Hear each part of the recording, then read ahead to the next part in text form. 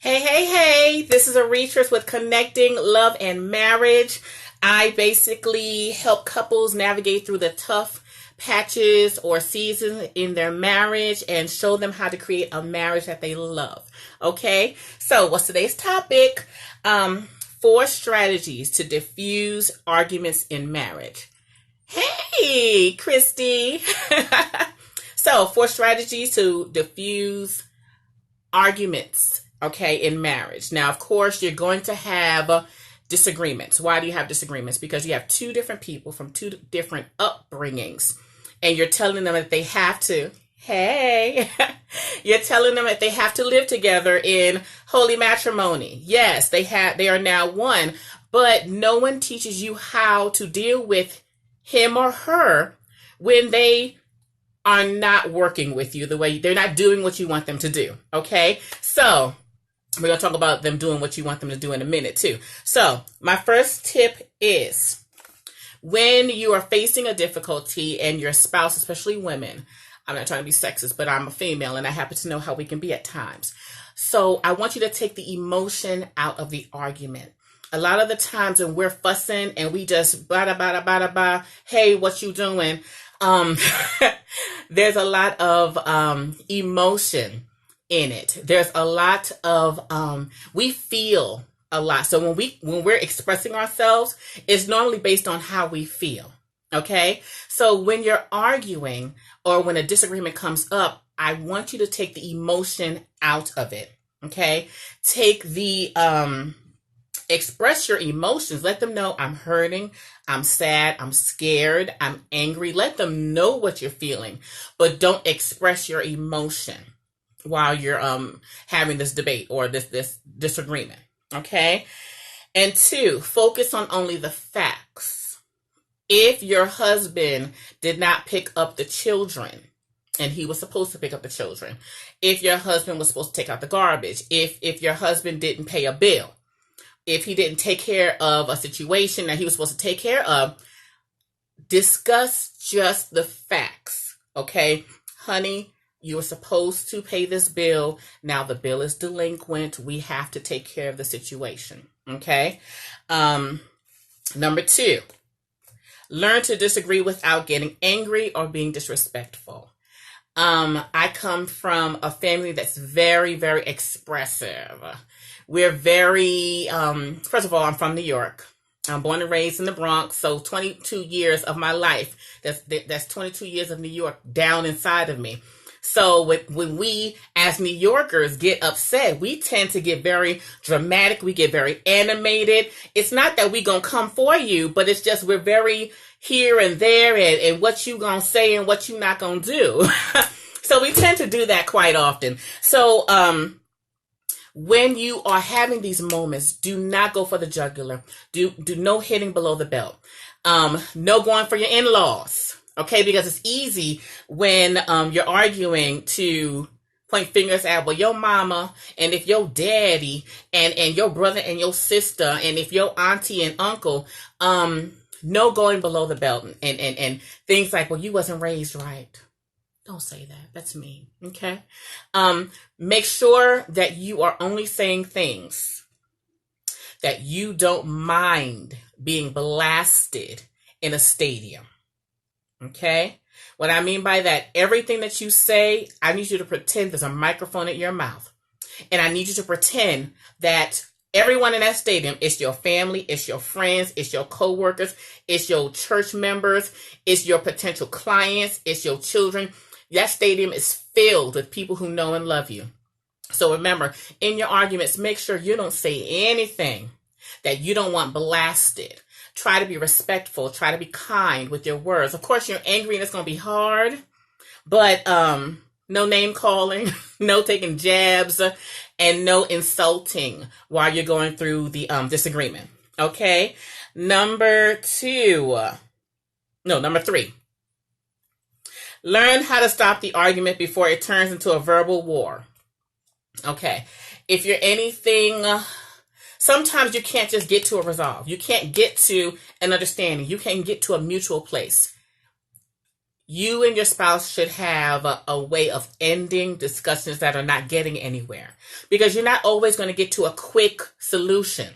So what I want you to do is, one thing that you could do is have a peace word. Okay. When it's getting to the point where it's boiling and it's about to turn left, one of you should be able to say the peace word, and you calm, the conversation ends, and you pick it up later on. Okay. This peace word could be anything. It can just make sure it's something that you both remember, and just, whenever the situation is getting hot for either one of you. Now, you cannot use this peace word as a scapegoat, where, I'm back into a corner and I'm losing the fight. No, that's not, I'm losing the fight and want to get out of the conversation.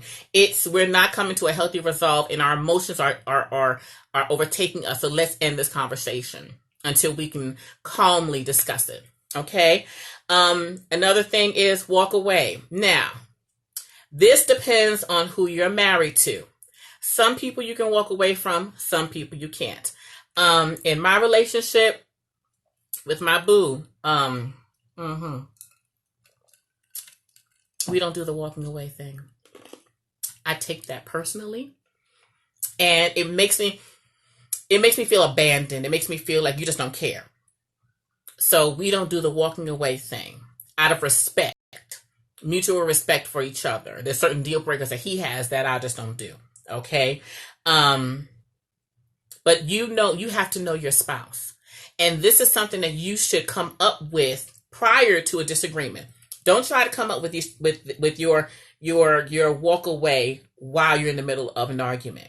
While you're having good quality time, say, honey, let's come up with some peace words, or what can we do when we get to the point where both of us are just not hearing each other. Okay. But walking away is an option. Change the subject. I'm good at this now. Okay. I love my boo, Mr. John R. Hollins. But there's times when conversations are just like, I know it's getting ready to turn left. I know it. It's not even that we're arguing, but he may say something and I'm like, did he just say that? Am I going to respond? And everything in me wants to respond. But I know if I respond, the conversation is going to go every way except for where it needs to go. So one, you need to know your triggers, and you need to know when to be quiet and just change the conversation. Okay. Next, do not bring up old stuff. Oh my gosh. Okay. I've been married 16 years, and I'd say there was many years in there where I bring up stuff from 1904. We arguing about why the garbage is still full and hasn't been taken out. And I bring up something that happened in 1804 that I said I forgave him for. But now I'm bringing it up. Okay? Don't bring up old stuff. All right? So leave that. Once you forgive them, leave it where it is. Okay? No longer allowed to rehash it and use it as ammunition against them, because what you're teaching your spouse is that they can't trust you.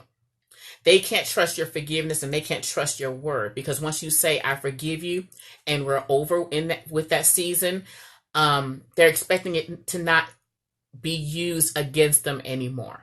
Okay. It's one thing just to talk about it, but it's another thing to use it as ammunition. Okay. So yes, 1804 and 1904. I also like to exaggerate a little bit. So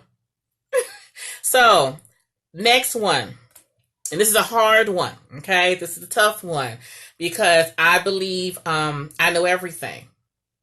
No, I don't. I really know I don't know everything. But, when the facts are presented, if you are wrong, it's okay to say, I'm sorry, I was wrong. I promise you, the words I'm sorry will end most conversations. If you're sincere, okay, just don't think, I'm sorry. All right, I'm sorry. I'm sorry. Okay, I'm sorry. No, when you give a sincere apology and admit that you were wrong, most conversations will end. I promise you. When my husband says, I'm sorry, do your thing. So when John says I'm sorry, it's just like, I love you, honey. Okay. Especially when he's sincere. Now, granted, there's times when he says I'm sorry and it's not, he just wants me to shut up. Okay, let's be real. He just wants me to be quiet. And I know the difference, but saying a genuine sorry because you truly know that you were wrong and you really want, you are repenting for what you've said, done, or did not do, or did not say. It normally diffuses the conversation or the argument very quickly. Okay? But remember, you got to be genuine. Your spouse knows when you're genuine and when you're not. They know when you just want to end the conversation and when you are sincere about it. Okay? Next, your pride. Pride will destroy a marriage. Okay? You wanting to be right all the time? Is it worth it? Is it worth the peace in your home? Okay? Whenever I'm now, thank God, I'm now at the point where my peace is more important than me being right. Okay? So there's times when I know I'm right. I know it from the depths of my soul. I know I'm right. But is it worth the peace in my home? Especially with my husband, he has a gentle spirit. He's very calm. He's very relaxed. But, if you push the right buttons, that teddy bear turns into a grizzly bear. Okay. Is it necessary for me to be right and prove him wrong all the time? Some things just let go. Some things it's like, okay, boo. All right. It's all right. I love you. And, he'll say something and I'll be like, okay, love. All right. In my head, I'm like, but on the outside, I'm like, okay, baby. All right. So, in order to keep peace in your home, you must choose your battles wisely. Choose when to say something, when not to say something. And another thing that you have to think, I don't know, I believe that God will completely order your steps. And what I do is I will stop and say, okay, Lord, do I need to address this now? Do I leave this with you? Like, how do I handle this? Do I just be quiet and let you handle this? Do you want me to speak up? Most of the time, the Lord will tell me, just be quiet. Just be quiet. I don't need your help. I don't need your help at all. So you let God handle the situation. It doesn't always need you to be, boo, you supposed to, I said, and you supposed to, and you had said, and you had to. You know how we do, ladies. You know how we do. Give him some peace, okay?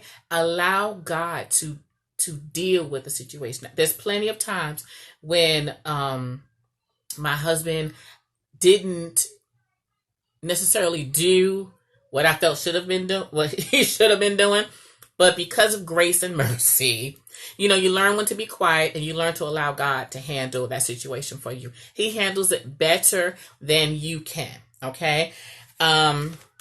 So, and the next thing is, I went over number one. Let's recap. Number one, take the emotion out of the disagreement. When you're expressing yourself, take all the emotion out of it. You cannot argue your emotions. That's another thing I want you to remember. You can't argue your emotions and how you feel. You cannot prove someone's feelings are wrong. If you offend someone or you hurt your spouse's feelings, that's how they feel. You can't change that. You can't argue and say, well, you shouldn't feel that way. Who are you to determine how they should and should not feel? Even though your intentions were not to harm them, that is irrelevant. If you do something to hurt your spouse, it's up to you to now apologize, regardless of whether your intentions were to hurt them. There have been times when I have said something to my husband. I ain't mean nothing by it. I just talk. I'm just saying what I want to say, no anger or anything like that. But he'll come back and say, you know what? That was kind of hard. How you said that was, that was kind of hard how you said that. Of course, my intentions were not to offend him. But as a wife, peace in my home is what's most important. My pride would say, well, I ain't mean to say it like that. I ain't mean for you to be hurt. No, peace in my home is more important. So I say, you know what, honey, I'm sorry. I didn't mean to say it like that. I didn't mean for you to be offended. I'm sorry. Okay? And it's not if I did anything to offend you. No, it's I'm sorry. What I did offended you. Simple as that. Okay? So number 1, take the emotion out of the argument. Number 2, learn to disagree without getting angry or being disrespectful. No hitting below the belt. Okay? Number 1, 2, 3. Learn when to stop the argument before it turns into a verbal war. Know your triggers, know their triggers. Okay? Once you get, after a couple years of marriage, you know what to say to get them riled up. John knows exactly what to say to get me like, ah! And I know exactly what to say to get him like, Urgh. Okay? So know when to end the conversations. Walk away, change the conversation, come up with a peace phrase or a statement or a gesture that lets the other person know we need a timeout. We need a timeout so that we can try this again later. Okay? And do not bring up old stuff. Okay? Next, when the facts are presented, if you're wrong, say I'm sorry. Mean it. Say I'm sorry. I was wrong. Okay? That will definitely diffuse your argument. And that's it for today. Yay!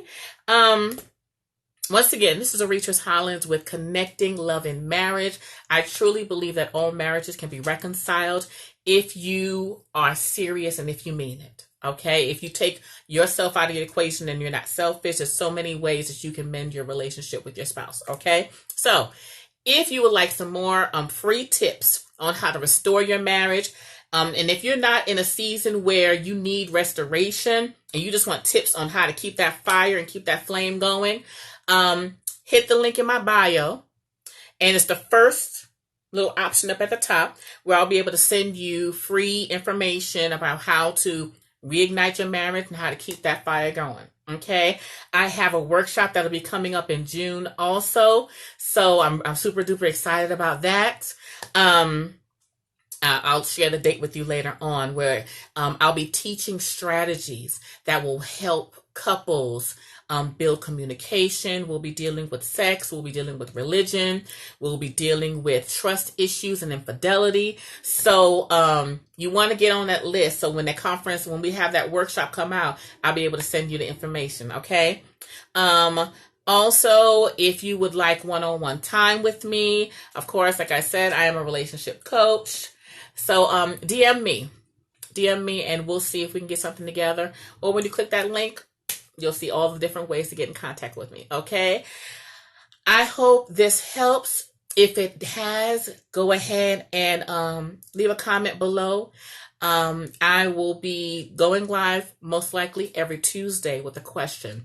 I get questions throughout the week from different people who are struggling with their marriage, and I like to answer them live because you're never alone. You're never alone. I don't care what you're going through in your marriage right now. You are not alone. You may feel alone, but you're not alone. And there's someone else who is going through what you've gone through, or they're currently going through what you're going through, or they've come out of what you're currently going through. Okay?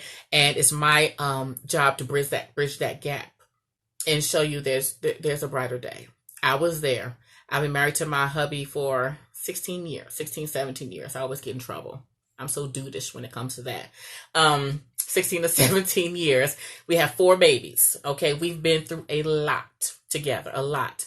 But because of God and our dedication to our children, to our marriage, to being who we're supposed to be together, we were able to come through all those things. It wasn't easy, but we made it. Okay, so I hope this helps. Don't forget, click that link in my bio.